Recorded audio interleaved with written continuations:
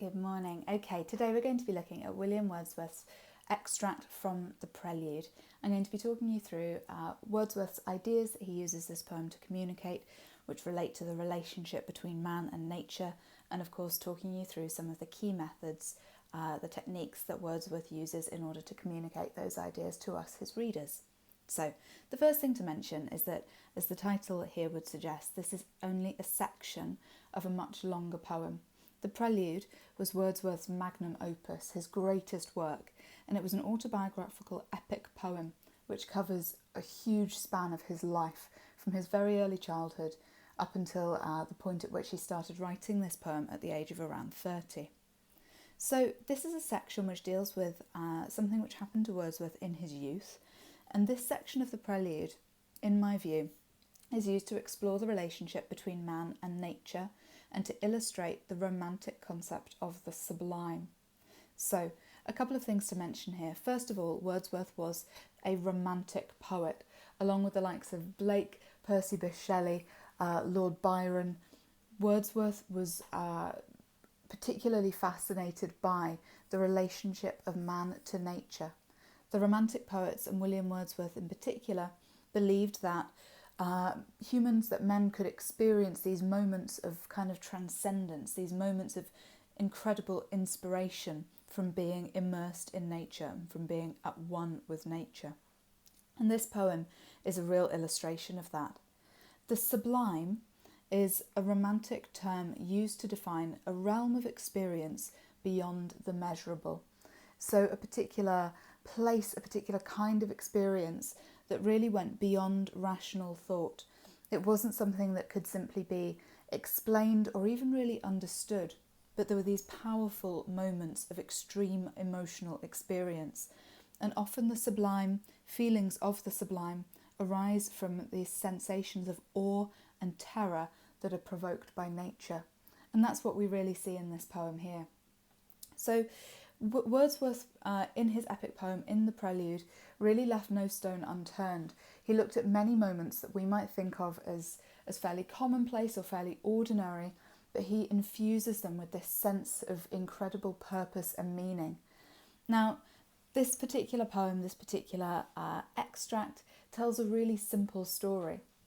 Wordsworth, in his youth, finding a little boat, hopping in, rowing out into the middle of to the middle of this water, and sort of heading towards the peak of this particular mountain that he can see in the distance.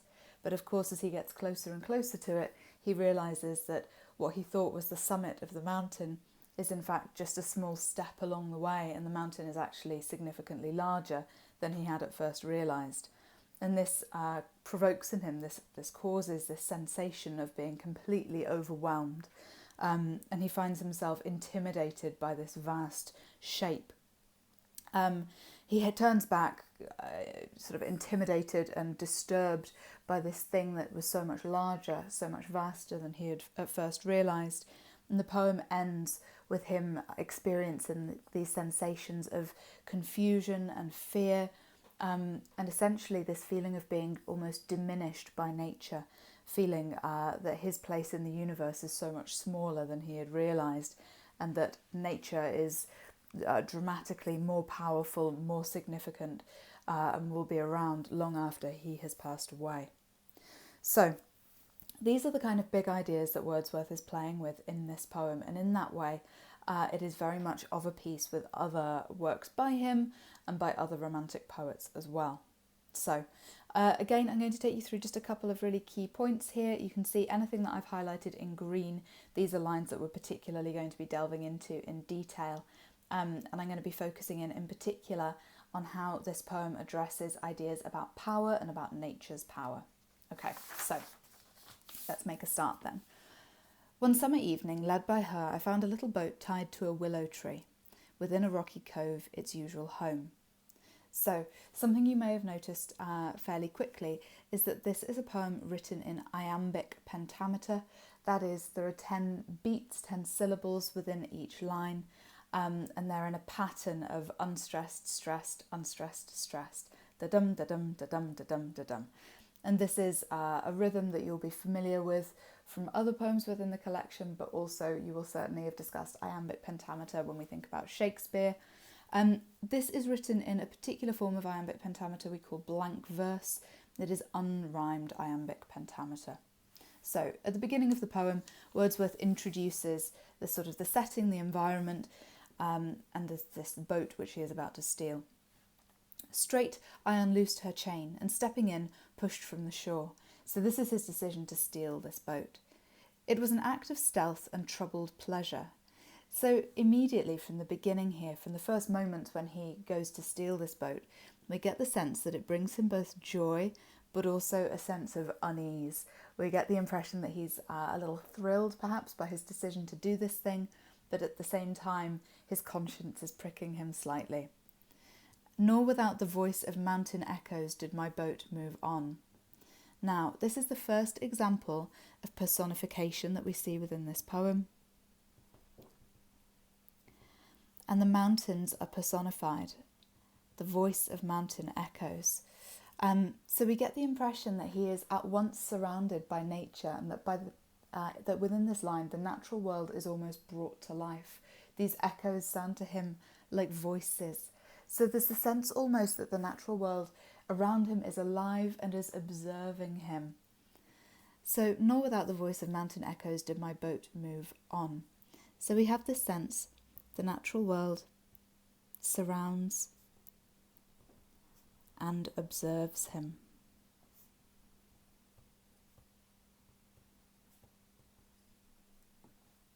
Okay. Leaving behind her still on either side, small circles glittering idly in the moon, until they melted all into one track of sparkling light. Now, this is the kind of language for which Wordsworth is rightly famous. This is a real evocation of the beauty of the natural world.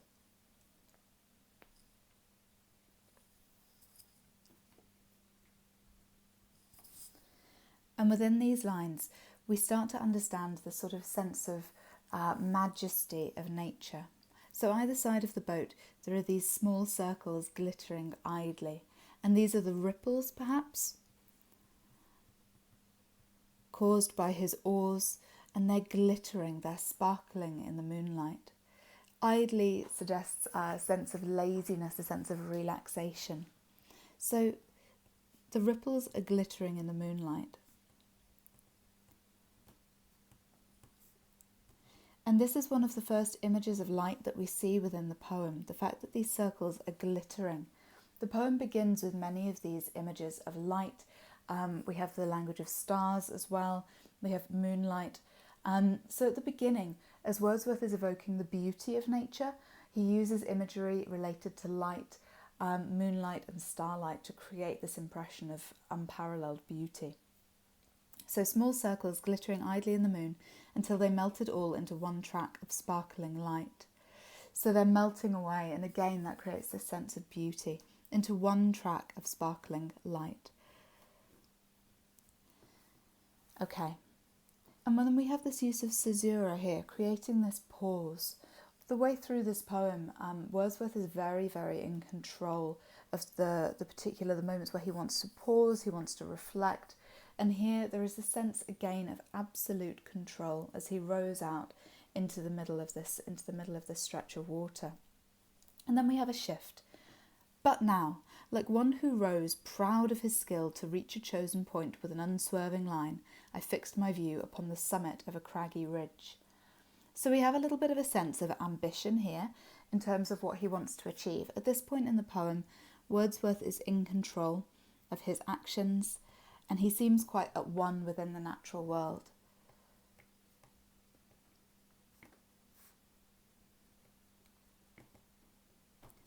Later in the poem, we have a kind of role reversal where nature reveals its dominance over him. But at this moment, he feels confident, he feels happy, and he's keen to go out and test this boat and test his skill. And he uses this line, proud of his skill, to reveal his feelings of confidence and capability. He's rightly proud of how he can row. To reach a chosen point with an unswerving line giving us that idea of determination, He's setting out to achieve this particular goal that he set himself. He's going to reach this summit. I fixed my view. So we have that imagery there, that language of complete determination and focus. I fixed my view upon the summit. So this is his ambition of where he wants to reach. Okay, so we have that sense that the summit is his aim. He's going to row towards this particular point that he can see on the horizon. There is that sense of ambition there. There's that sense almost that he wants to conquer this particular stretch of land. He's setting out like an explorer, someone who wants to achieve something quite particular. And he describes it as the horizon's utmost boundary. So this to me has all of these connotations of man's kind of dominion over nature, seeing it as something to be conquered, seeing these particular points as goals to be reached, locations to be travelled to, rather than necessarily something to be appreciated in its own right. Far above was nothing but the stars and the grey sky. So here again is that imagery of light, the grey sky, the stars. And there is nothing really beyond. He sees this as the ultimate destination, the ultimate point which must be reached. She was an elfin pinnace. Here he's talking about the boat. And this word elfin, this adjective elfin, creates a sense of something almost magical, almost a fairy tale kind of environment. There is something quite special about this particular boat. And it creates a sense that he feels quite at one here with nature, and that he's feeling almost charmed as he rows out. So he personifies the boat.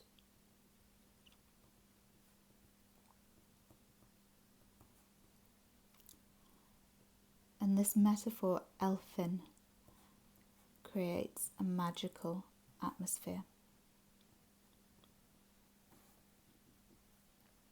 Okay. So we continue, and we have again this sense of power, this sense of him being in control, being in command. Lustily I dipped my oars into the silent lake. So he does this energetically, with vigour, with passion.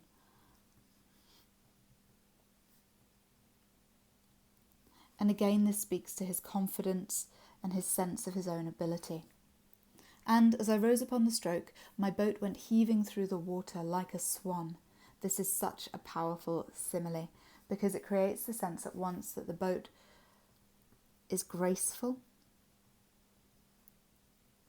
and elegant, as a swan is, but also, of course, a swan is designed to move through the water beautifully, perfectly, and it creates the sense he feels he is moving in his boat like a swan, as though he is at one with nature himself.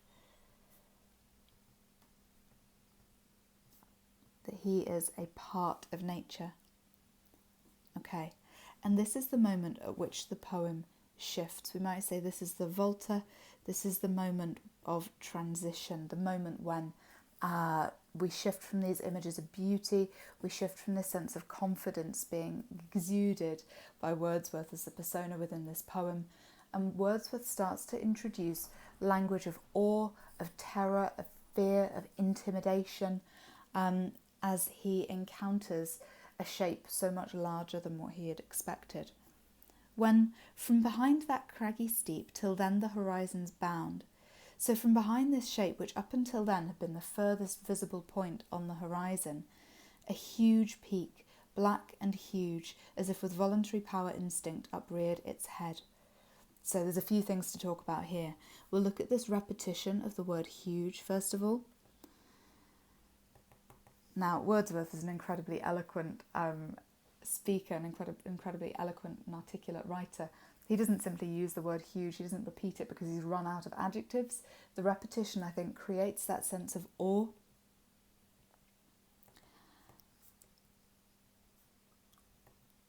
As if he has become speechless.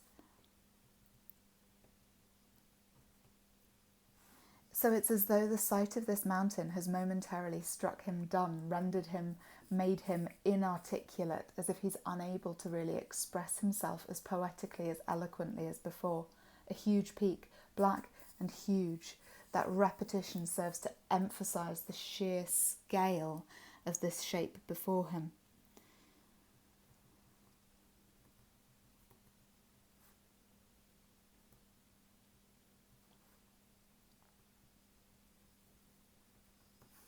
All right.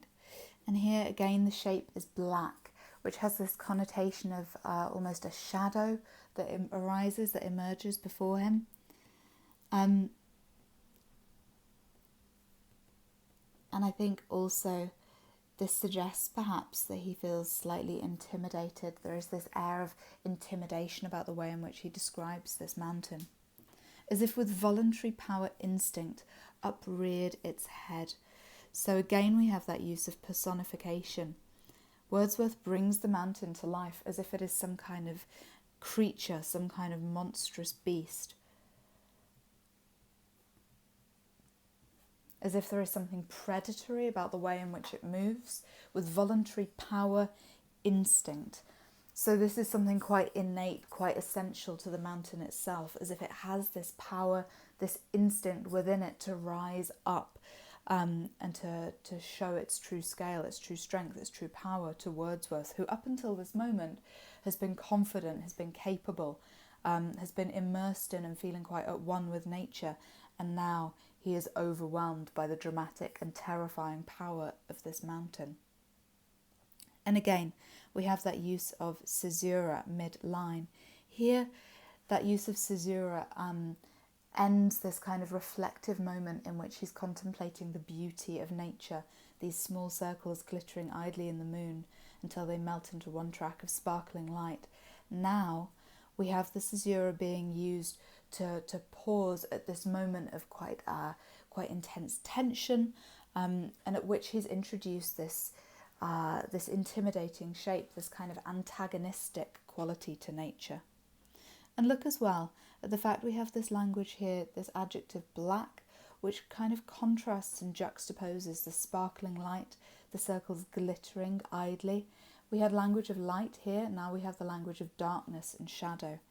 So we have that sense of juxtaposition across the poem, that sense of a contrast. We've had the beauty of nature, now we have the power and the awe-inspiring force of nature.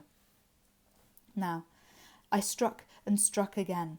So he doesn't row back just yet. He continues aiming towards this shape. I struck and struck again. So he continues to row. And the shape continues to grow, growing still in stature, the grim shape. And look at that language now. He describes it as something grim, something unpleasant, something perhaps almost menacing. Towered up between me and the stars. So this shape separates him from the light, towered up, growing still. We have this language emphasizing its scale. And now towered up between me and the stars, so it separates him from the light. It is a barrier.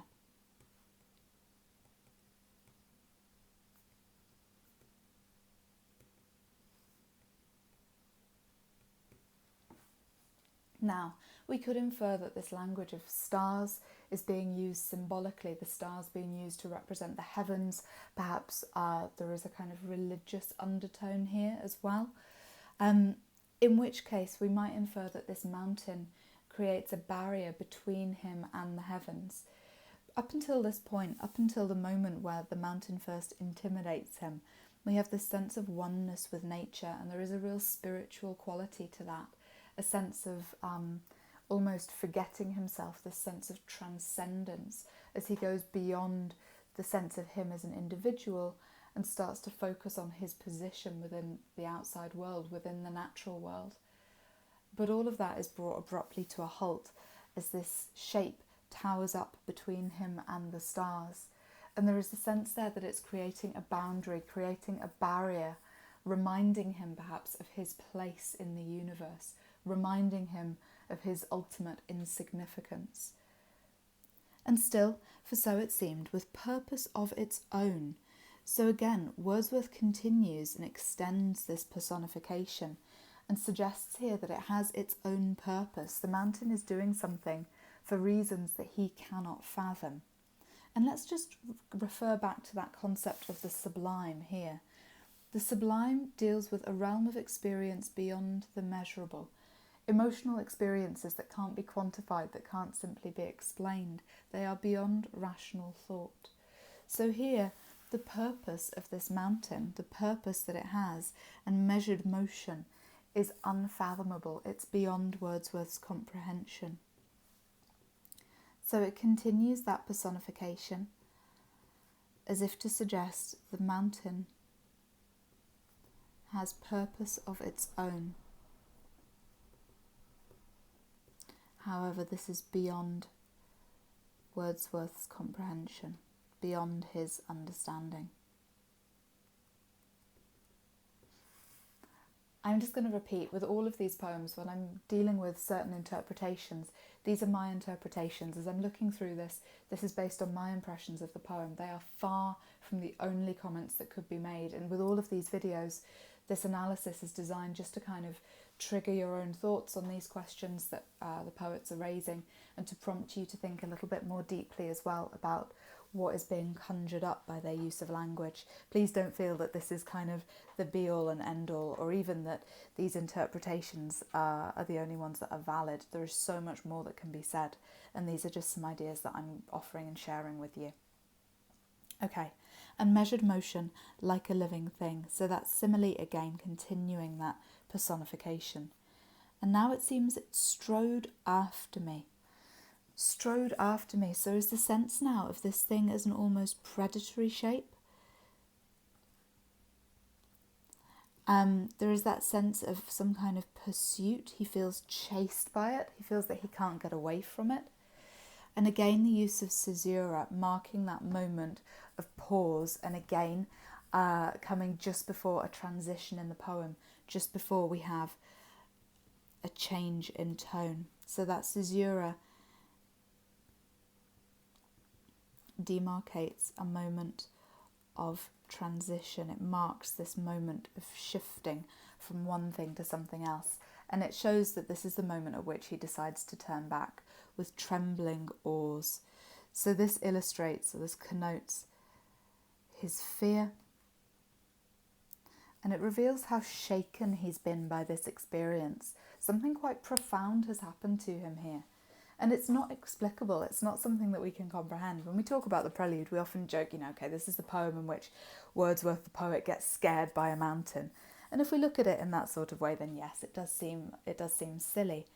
But when we look at it within the broader context, that this is a poem which seeks to explore and to explain the relationship between man and the natural world, we understand that this is a private, personal moment that Wordsworth, as a poet, is sharing with us. And that even if we can't fully understand his emotions at this moment, he's sharing them to try and help us to comprehend the profound, the life-altering, the perspective-altering power of nature. And this is the idea that is coming back again and again and again throughout this poem, that nature is unfathomably, incomprehensibly powerful, and that when we are immersed within it, we may have experiences that we cannot fully explain. So he turns back and goes back to the covert of the willow tree. There in her mooring place I left my bark. So he leaves the boat where he found it, and through the meadows homeward went in grave and serious mood. So he goes home, but he feels solemn, he feels serious. Something about this experience has taken away the sort of joy that we saw in the very beginning. It was an act of stealth and troubled pleasure.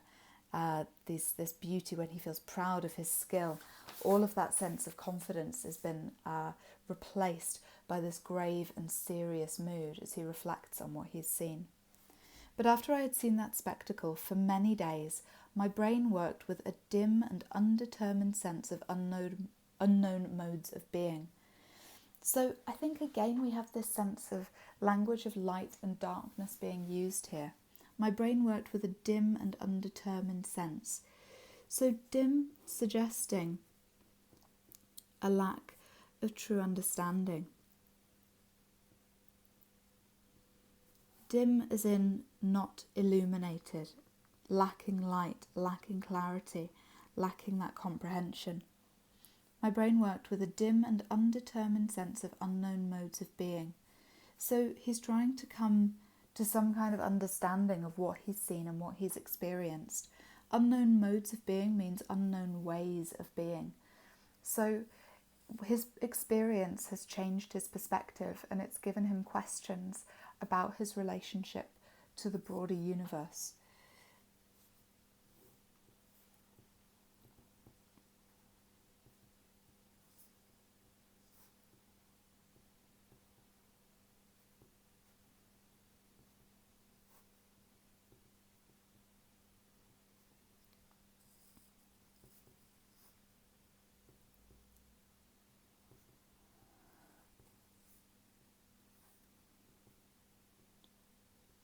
Profoundly affected his understanding of his relationship to the world. There's a lot more that you could unpack from that line, and in a future video I might kind of delve into one or two key lines from each of these poems and explode them and really get into the detail of the language. But in terms of running through this poem today, I'm going to leave that one there for the moment.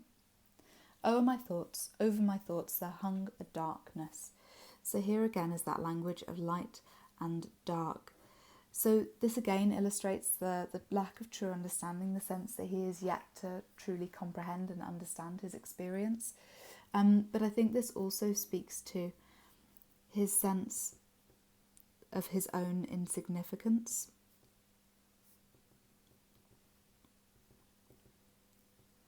Compared to the power of nature.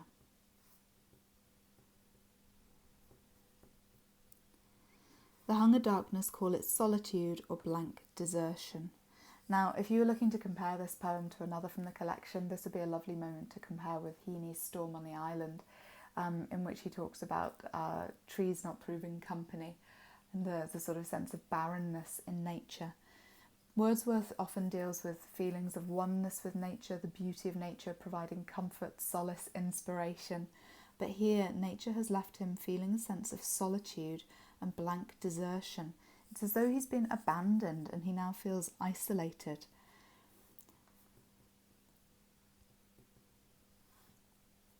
So blank desertion, dealing with this idea of abandonment.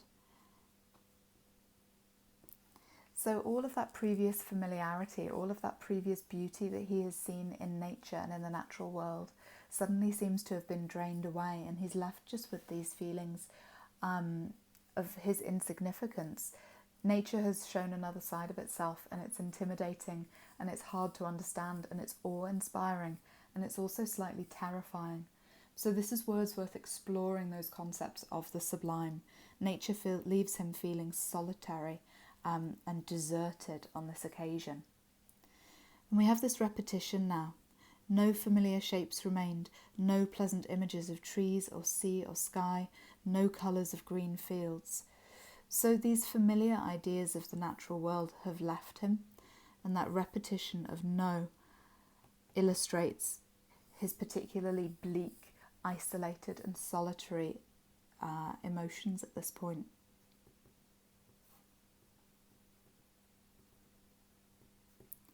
So it highlights his sense of isolation.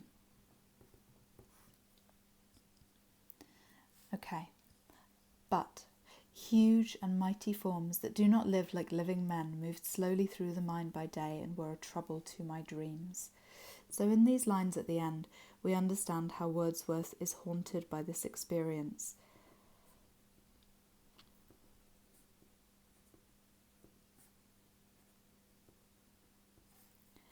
There's that repetition again of that word huge, and it's as though this shape is somehow, kind of burned into his mind. It's as though he's scarred by it somehow, because he uses that repetition again, and it's as though this shape is moving through his mind continually. Huge and mighty forms, mighty with its connotations of power.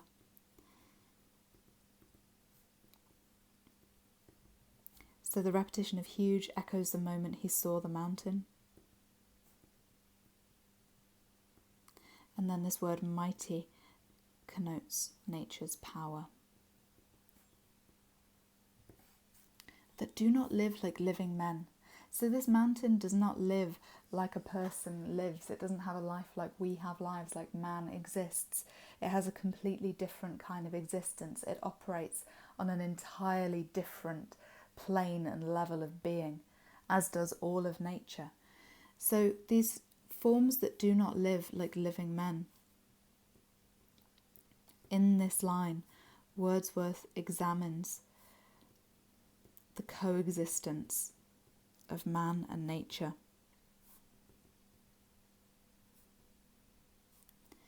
And explores nature's profound power and dominance over man.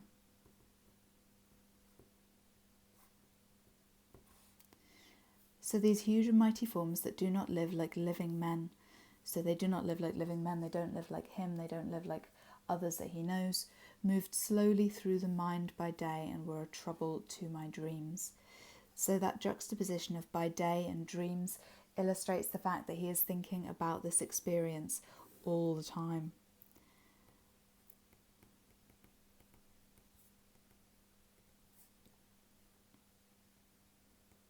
This experience is always on his mind.